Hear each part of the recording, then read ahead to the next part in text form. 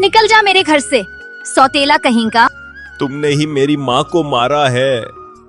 सीमा, मैं ये घर हमेशा के लिए छोड़कर जा रहा हूँ। क्या तुम मुझे भी छोड़कर चले जाओगे गोलू? सेठ जी, मुंशी ने मेरे साथ वो किया है जिसकी मैंने कभी कल्पना भी नहीं की थी।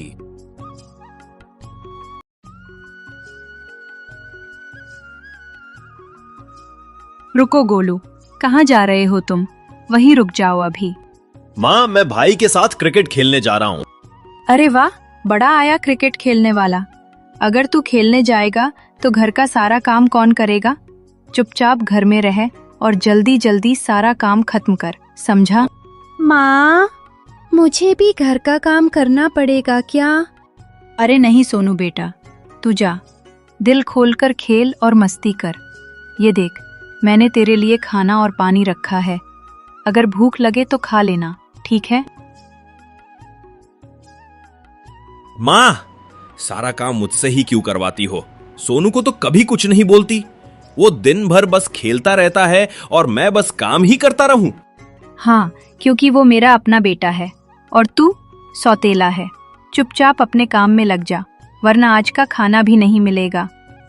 माँ की बातों ने गोलू को अंदर तक तोड़ दिया था। वो बिना कुछ कहे चुपचाप काम में लग गया। उधर माँ सीधा अपने कमरे में जाकर सो गई। गोलू ने भारी मन से झाड़ू उठाया और पूरे घर की सफाई करने लगा।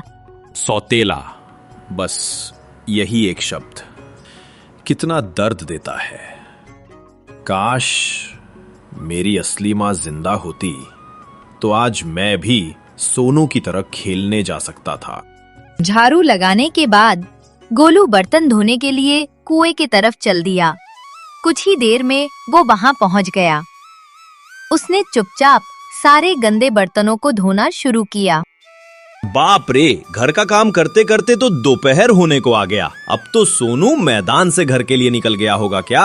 अब कभी मुझे भी खेलने का हक मिलेगा।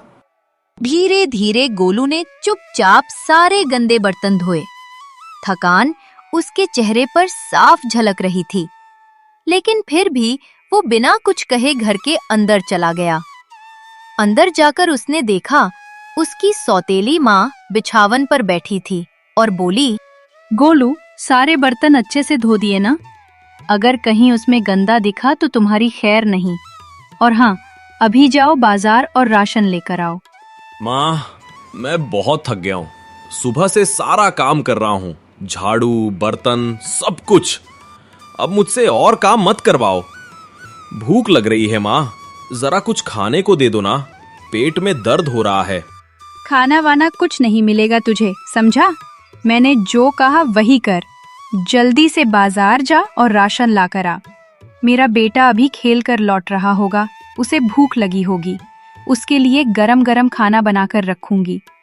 अगर तू सामान नहीं लाया तो मैं क्या बनाऊंगी? चल अभी जा। ठीक है माँ, जाता हूँ। इतना कहकर गोलू चुपचाप उदास मन से घर के बाहर निकल गया। सुबह से काम करते करते उसका शरीर थक चुका था। फिर भी वो धीरे धीरे कदम बढ़ाते हुए बाजार की ओर चल पड़ा। उसकी नजरें जमीन पर थीं और मन में बस एक ही सवाल, क्या मैं सच में इस घर का हिस्सा हूँ?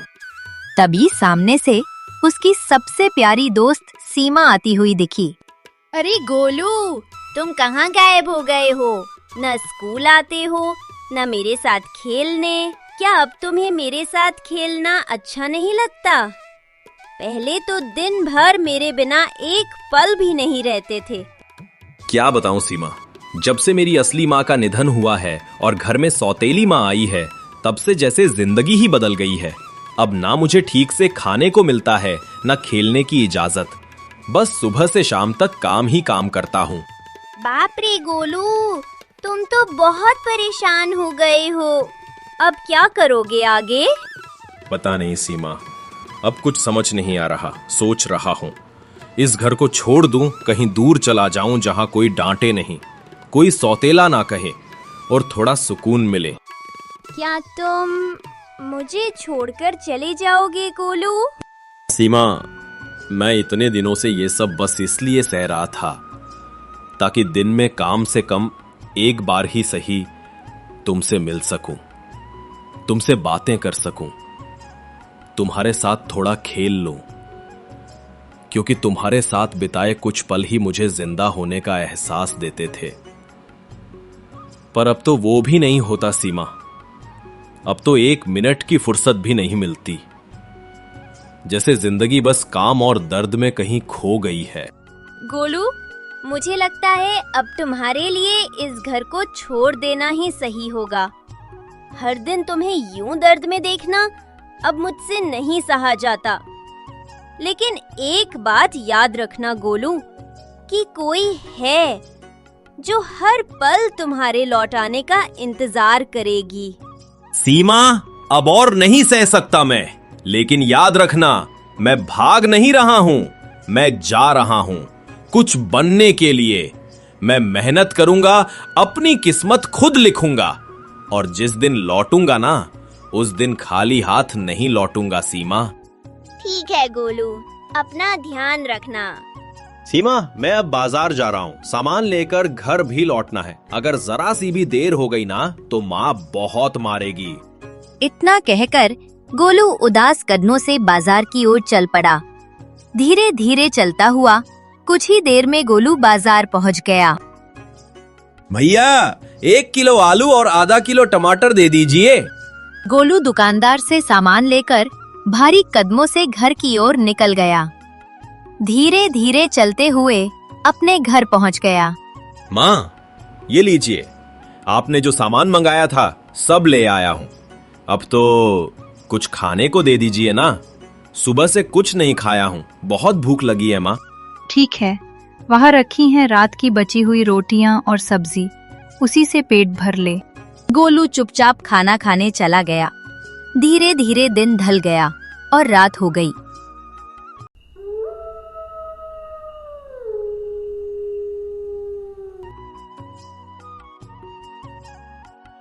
अगली सुबह। अब नहीं रह पाऊंगा इस घर में, यहाँ तो बस दर्द ही दर्द है।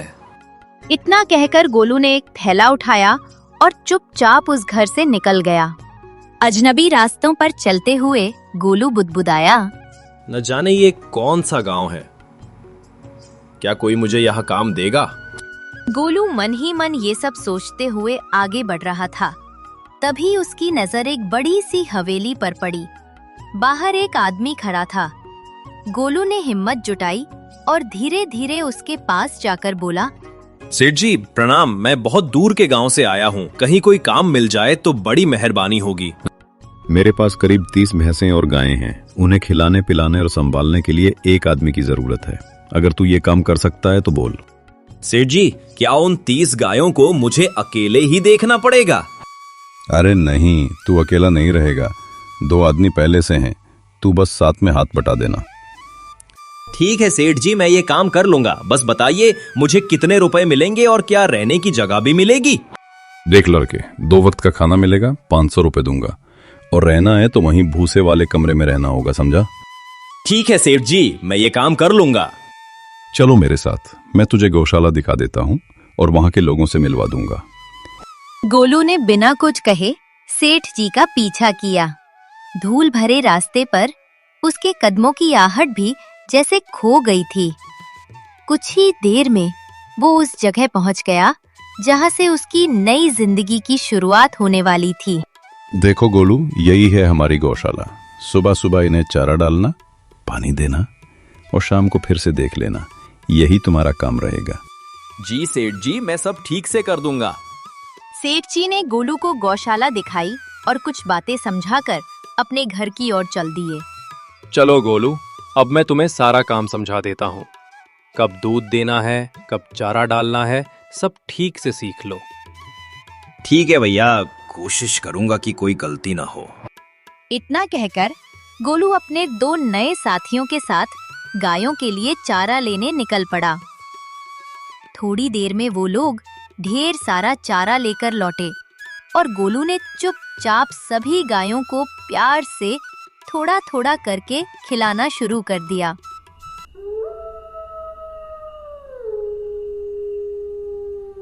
देखते ही देखते 5 साल बीत गए। वक्त ने गोलू को बहुत कुछ सिखा दिया। बाप रे, गौशाला में तो कभी चैन की नींद नसीब ही नहीं हुई। कभी गाय रंभाने लगती तो कभी भैंस लात मार देती थी। आज शायद पहली बार चैन से सोऊंगा। भले ही ये झोपड़ी छोटी है, पर अब ये मेरी है, मेरा अपना घर। इतना कहकर गोलू थकी देह लेकर चौकी पर लेट गया।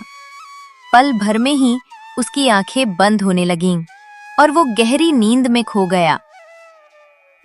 पर अचानक बाहर से तेज तेज आवाजें गूंजने लगीं। वो घबराकर उठ बैठा। ये क्या हो रहा है बाहर? चलो एक बार बाहर जाकर देखता हूँ। गोलू जैसे ही बाहर निकला, उसकी नजर दूर से आती दो परछाइयों पर पड़ी। दो लोग उसकी तरफ तेजी से भागे चले आ रहे थे। गोलू हैरान था, ये कौन है इतनी रात को? अरे भैया, आपने यहाँ से किसी को भागते हुए देखा क्या? नहीं, मैंने तो किसी को नहीं देखा। पर हुआ क्या है भैया? आप लोग इतने घबराए हुए क्यों हैं? क्या बताऊं भैया, गांव में पिछले 10 दिनों से चोरों का आतंक मचा है। दिन हो या रात, हर वक्त चोरी हो रही है। लोग तो अब अपने घरों में भी डर के साए में जी रहे हैं। क्या दिन में भी चोरी होने लगी है? ठीक है भैया, मैं चलता हूँ। इतना कहकर वो दोनों चोर की तलाश में आगे बढ़ गए और गोलू भी चुपचाप घर के अंदर लौट आया। अगली सुबह गोलू बेचैन होकर चारपाई पर बैठा था। 5 साल की कमाई, यही मेरा सहारा है। अगर वो भी चले गया तो मेरे पास क्या बचेगा? अब क्या करूं? कैसे बचाऊं इसे? शायद अब इसे सेठ जी के पास ही रखना सही होगा। इतना सोचकर गोलू ने अपनी 5 साल की मेहनत की छोटी सी थैली उठाई। धीरे धीरे कदम बढ़ाते हुए वो सेठ जी की हवेली पहुंचा। सेठ जी हवेली के बाहर ही खड़े थे। सेठ जी, आपसे एक जरूरी बात करनी थी। हाँ गोलू, बोल बेटा। बोल, क्या बात करनी है? सेठ जी, 5 साल हो गए आपके पास काम करते हुए। अब मन बहुत बेचैन है। अपने गांव जाने का मन कर रहा है। अरे तो ठीक है ना गोलू बेटा, जाओ थोड़ा घर घुमाओ, 5-10 दिन बाद लौट आना। ठीक है सेठ जी, पर गांव में इन दिनों बहुत चोरी हो रही है। मेरे पास थोड़े पैसे जमा हैं, सोच रहा था कुछ दिनों के लिए आपके पास ही रख दूं। देखो गोलू, तुम्हें तो पता ही है, मुझे व्यापार के सिलसिले में बाहर आना जाना लगा रहता है। तुम्हारा पैसा मैं रख नहीं पाऊंगा। ऐसा करो, मुंशी जी के पास रख दो, वहां सुरक्षित भी रहेगा और थोड़ा ब्याज भी मिल जाएगा। सेठ जी, मुझे किसी और के पास रुपया रखने में बहुत डर लगता है। पता नहीं वो संभाल पाएंगे या नहीं। गोलू बेटा, तू ना बेवजह डर रहा है। मुंशी जी का तो सारा व्यापार ही रुपयों का है। पूरे गांव में उनकी ईमानदारी की मिसाल दी जाती है। ठीक है सेठ जी, अगर आप कह रहे हैं तो शायद सच में वो भरोसेमंद होंगे। ठीक है गोलू, अब तुम जाओ, बस ध्यान रहे 10 दिन से ज्यादा मत लगाना, लौट आना, मैं इंतजार करूंगा। सेठ जी की बात सुनकर गोलू ने सिर झुकाया, नम्रता से हाथ जोड़कर नमस्ते किया, फिर वहां से धीरे धीरे निकल गया। धूल भरी सड़क पर कदम बढ़ाते हुए वो कुछ ही देर में मुंशी जी के घर पहुंच गया। कौन हो तुम? सीधा मेरे घर में ऐसे क्यों चले आए? नमस्ते मुंशी जी, मेरा नाम गोलू है। मैं कुछ दिन के लिए गांव जा रहा हूं, तो सोचा अपना 8,000 रुपया आपके पास ही रख दूं, सुरक्षित रहेगा। तभी मुंशी जी मन ही मन मुस्कुराया। उसकी आंखों में लालच की चमक उभर आई। अरे वाह, तुम तो एकदम सही आदमी के पास आए हो बेटा। लाओ लाओ, तुम्हारे सारे रुपए मेरे पास बिल्कुल सुरक्षित रहेंगे। ये लीजिए मुंशी जी, मेरी 5 साल की कमाई है, इसे सुरक्षित रख लीजिए। मुझे यकीन है आपके पास ये बिल्कुल सुरक्षित रहेगा। गोलू अपने पसीने की कमाई मुंशी जी को सौंपकर निश्चिंत मन से अपने गांव के लिए निकल पड़ा। रास्ता लंबा था, पर दिल में एक अजीब सी शांति थी। चलते चलते वो कुछ ही देर में वो अपने गांव पहुंच गया। गांव तो पहुंच गया, पर अब समझ नहीं आता, पहले घर जाऊं या सीमा से मिल लूं। यही सब सोचों में डूबा गोलू बस यूं ही कदम बढ़ाए चला जा रहा था कि तभी अचानक उसकी नजर सामने से आ रही सीमा पर पड़ी। वक्त जैसे ठहर गया हो। अरे वहाँ गोलू, तुम सच में लौट आए। मुझे यकीन था तुम जरूर आओगे। हाँ सीमा, वादा किया था तो लौट कर आना ही था। बताओ कैसी हो तुम? सब ठीक है घर पर? क्या बताऊं गोलू, तुम्हारे जाने के सिर्फ 1 साल बाद ही माँ पापा इस दुनिया से चले गए। उस दिन के बाद से तो जैसे मेरे ऊपर दुखों का पहाड़ टूट पड़ा। बड़ी मुश्किल से दिन कटते हैं अब। हे भगवान, इतना सब हो गया तुम्हारे साथ। सच में बहुत बुरा लगा सुनकर सीमा, पर शायद यही ऊपर वाले की मर्जी थी। वैसे मेरे घर में सब ठीक तो है ना? मेरा भाई, मेरे पापा? नहीं गोलू, अब तुम्हारे घर में कोई नहीं रहता। सब लोग जमीन बेचकर शहर चले गए हैं। तब तो मेरे घर जाने का अब कोई मतलब ही नहीं रहा। सीमा, क्या तुम मेरे साथ चलोगी? मैंने अपनी मेहनत से एक छोटा सा घर बनाया है और कुछ पैसे भी हैं। सोच रहा हूं उनसे अपना काम शुरू करूं। शायद वहीं से नई जिंदगी की शुरुआत हो सके। हाँ गोलू, मैं भी तुम्हारा ही इंतजार कर रही थी। चलो अब चलें यहाँ से। इस गांव ने हम दोनों को बस दर्द ही दिया है। शायद वहाँ तुम्हारे बनाए घर में हमें थोड़ी सी सुकून की जिंदगी मिल जाए। इतना कहकर दोनों अपने पुराने दर्दों को पीछे छोड़ गोलू के बनाए नए घर की ओर चल पड़े। धीरे धीरे कदम बढ़ाते हुए कुछ ही देर में वे उस जगह पहुंच गए जहां से उनकी नई जिंदगी की शुरुआत होने वाली थी। सीमा, तुम थक गई होगी, बैठो जरा आराम करो। मैं तुम्हारे लिए कुछ खाने को बनाता हूँ। अरे गोलू, ये तुम क्या कह रहे हो? तुम आराम करो, खाना मैं बनाऊंगी। बताओ रसोई किधर है? इसी तरह बातों बातों में आज का दिन कब बीत गया पता ही नहीं चला।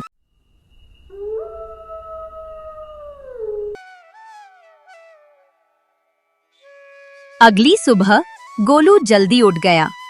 नहा धोकर वह मुंशी जी के घर जाने की तैयारी करने लगा। अरे गोलू, कहाँ जा रहे हो सुबह सुबह? सीमा, मैं मुंशी जी के पास जा रहा हूँ।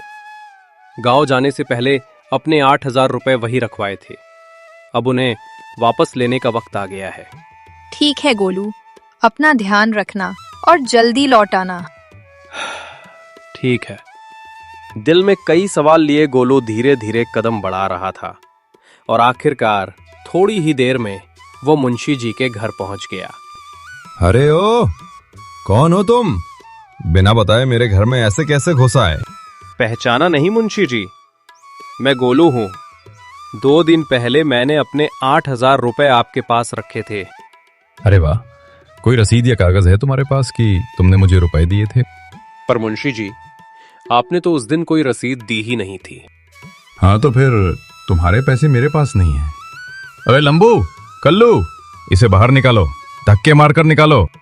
तभी मुंशी जी के 2 आदमियों ने गोलू को जोर से धक्के मारकर बाहर निकाल दिया। अब मैं क्या करूं? कुछ समझ ही नहीं आ रहा। शायद मुझे सेठ जी के पास जाना चाहिए, वे ही तो कोई उपाय बताएंगे। इतना कहकर गोलू सेठ जी की हवेली की ओर चल पड़ा। धीरे धीरे कदम बढ़ाते हुए वो कुछ ही देर में हवेली के विशाल दरवाजे के सामने पहुंच गया। अच्छा हुआ सेठ जी आप यहीं मिल गए। मैं तो बस यही कहने आया था कि जिस मुंशी जी के पास मैंने अपने 8,000 रुपए रखे थे, अब वो देने से मुकर रहा है। सीधा मुंह फेर लिया उसने। सेठ जी, अब मैं क्या करूं? गोलू बेटा, तुम जरा अच्छे से बताओ, आखिर उस मुंशी ने तुम्हें क्या कहा? सेठ जी, वो तो मुझे पहचानने से भी इनकार कर रहा है। ऊपर से कहता है कागज दिखाओ तभी पैसा मिलेगा। जबकि सेठ जी, उसने तो कोई कागज दिया ही नहीं था मुझे। अच्छा, तो अब समझ आया, वो लालच में अंधा हो चुका है। कोई बात नहीं गोलू, लालची को तो उसके लालच से ही हराया जाता है। बस तुम मेरे पीछे चलो, अब देखो मैं क्या करता हूँ। इतना कहकर दोनों मुंशी जी के घर की ओर बढ़ गए। दोस्तों, आगे की कहानी सुनने से पहले एक छोटी सी विनती। अगर आपको अब तक की कहानी पसंद आई हो तो हाइप पॉइंट दे दीजिए। ये बिल्कुल फ्री है, लेकिन हमारे लिए बहुत कीमती। सेठ जी धीरे धीरे चलते हुए मुंशी जी के घर पहुंचे। अरे सेठ जी, आप यहाँ? आज हमारे घर कैसे आना हुआ? मुंशी जी, मुझे एक बड़े व्यापारी से मिलने शहर जाना है, और आपको तो पता ही है गांव में चोरी कितनी हो रही है। तो मैं अपने 2 लाख आपके पास रखना आया हूँ। सोच रहा हूँ आपके पास रहेंगे तो इसमें थोड़ा ब्याज भी बनेगा और पैसे भी सुरक्षित रहेंगे। तभी मुंशी जी ने मन ही मन कहा, 2 लाख? अरे वाह, आज तो मोटी पार्टी हाट लगी है। अरे मुंशी जी, किस सोच में डूब गए? दोनों की बातें चल ही रही थीं कि अचानक पीछे से गोलू आ गया। मुंशी जी एकदम चौंक उठे। अरे गोलू बेटा, माफ कर दो मुझे, कल तो मैं तुम्हें पहचान ही नहीं पाया।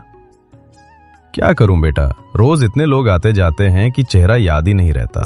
कोई बात नहीं मुंशी जी, बस मेरा पैसा दे दीजिए, मैं चुपचाप चला जाऊंगा। मुंशी जी बिना कुछ कहे अंदर गए। कुछ ही मिनटों बाद वे बाहर लौटे। हाथ में एक थैली थी जिसमें गोलू का रुपया रखा था। लो बेटा, इसमें तुम्हारे पूरे 8,000 रुपए हैं, और हाँ, ब्याज के 20 रुपए भी जोड़ दिए हैं। गोलू अपना रुपया लेकर वहां से निकल गया। उसके जाते ही सेठ जी का नौकर धीरे धीरे कदम बढ़ाते हुए कमरे में आया और बोला, सेठ जी, आप जिस पार्टी से मिलने शहर जाने वाले थे ना, उनका फोन आया था। वो आज खुद गांव ही आ रहे हैं। अच्छा, ये तो बहुत बढ़िया खबर दी तुमने। मुंशी जी, अब तो मेरे शहर जाने की जरूरत ही नहीं रही, तो मुझे अपना रुपया यहाँ रखने का कोई मतलब नहीं रहा। ठीक है, मैं चलता हूँ। इतना कहकर सेठ जी मुस्कुराए और धीमे कदमों से वहां से निकल गए। देखा गोलू, अगर इंसान सच्चाई और समझदारी से काम ले तो बिना लड़ाई झगड़े भी अपना हक पा सकता है। सही कहा सेठ जी आपने। गुस्से से नहीं, समझ से जीती जाती है हर लड़ाई। दोस्तों, अगर कहानी ने दिल को छुआ हो तो लाइक, शेयर और सब्सक्राइब जरूर करें।